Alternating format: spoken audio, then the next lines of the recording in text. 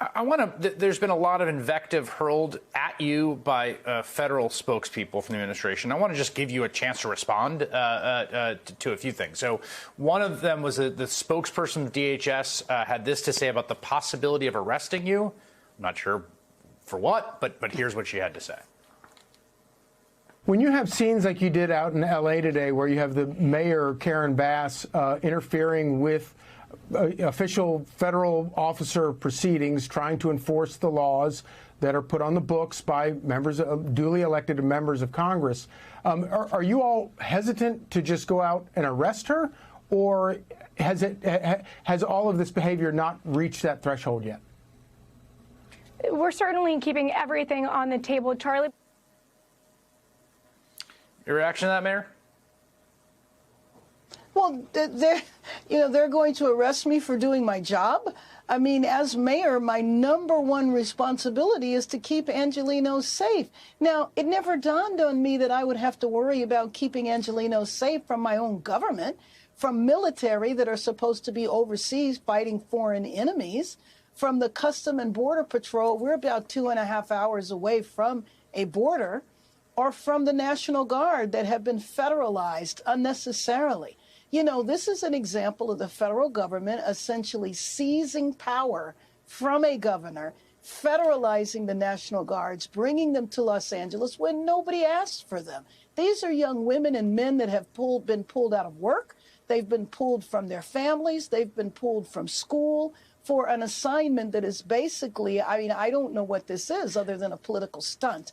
I do feel like L.A. is a petri dish, and we are the experiment and basically sending the signal to the nation that this is what's coming your way. First L.A., let's see who's next. If you break into a country, that's not immigration, that's invasion. And Trump's DOJ is done playing nice. You guys gotta check this video out. Danny, good morning to you. The Trump Department of Justice says that L.A. sanctuary policies deliberately impede ICE from being able to do their job. And they say those policies are a violation of the Supremacy Clause of the U.S. Constitution. That clause essentially says that federal law always supersedes state and local laws. So here's a little excerpt as part of that DOJ lawsuit. It reads, quote, Really quick, guys, hit the like button.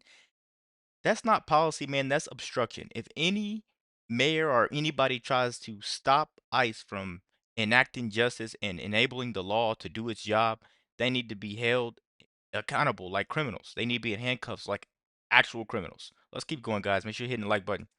The Los Angeles ordinance and other policies intentionally discriminate against the federal government by treating federal immigration authorities differently than other law enforcement agents and by disfavoring federal criminal laws that the city of Los Angeles has decided not to comply with. The Supremacy Clause prohibits the city of Los Angeles and its officials from singling out the federal government for adverse treatment, as the challenged law and policies do, thereby discriminating against the federal government. Now, DOJ goes on to say in the lawsuit that L.A. sanctuary policies directly led to the riots the city saw in recent weeks, and that the city of L.A. rushed to pass their sanctuary ordinance with urgency just days after Trump was elected, as DOJ says, in an effort to, quote, thwart the will of the American people. Now, last night on Fox News, Attorney General Pam Bondi said the DOJ will move forward with this lawsuit, and they are directly naming L.A. Mayor Karen Bass as a defendant. What they were doing is they were prioritizing illegal aliens over American citizens, and you cannot do that. These sanctuary policies are the root of the cause of violent crime in our country, in L.A. We have sued New York, Illinois, Colorado, New Jersey, and now we've sued Los Angeles, and we will continue to sue you if you do not follow the laws of our country. And Los Angeles Mayor Karen Bass has not yet publicly responded to the DOJ lawsuit against her city. She has not returned Fox's request for comment, nor has she posted about the lawsuit on social media. However, she is having a press conference in about Trump's DOJ is actually not playing. This isn't Obama's era anymore. If you break federal law, you're going to see a federal courtroom. This is great. Let's keep going, guys. 3 hours from now, where she says she will be responding to this lawsuit. And back out here live, what DOJ is asking for is they want a federal judge to block LA sanctuary policies from being enforced, and they want those policies to be ruled illegal and unlawful. The judge assigned to this case is Judge Fernando Olguin. He is an Obama appointee here in Los Angeles. We'll send it back to you. Thanks, Bill. Thank you. So I want to bring in Bill Esaley, U.S. Attorney for the Central District of California. Sir, thank you for your time. Thanks for being here. You just heard Bill's reporting there. What does the mayor say about this in a few hours? You know, she's probably going to defend her ordinance. She's going to say that the city of LA is essentially a sanctuary from immigration laws. But the whole point of this lawsuit is that it is not. These politicians have conditioned the public to really believe that they can exempt themselves from our immigration policies. And this law. This is what happens when feelings replace facts. You don't get to opt out of federal law just because you sit on Twitter and tweet for a living. You just don't. Lawsuit is to remind them that they are still part of the United States of America. Okay, here is a councilman in L.A., okay, Hugo Soto Martinez. He says Trump is tearing families apart, and he's trying to force every city in town to help him carry out his white nationalist agenda.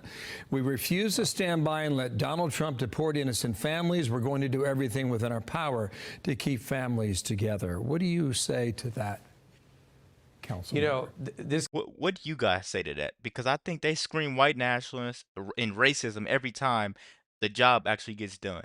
Every time somebody's held accountable for breaking the law, they scream white supremacy, white power, white this, white that. Every time that someone breaks the law and they have to actually get in trouble for it. Down low in the comments, guys, down here, I want you guys to see what that is, because it's not white nationalism.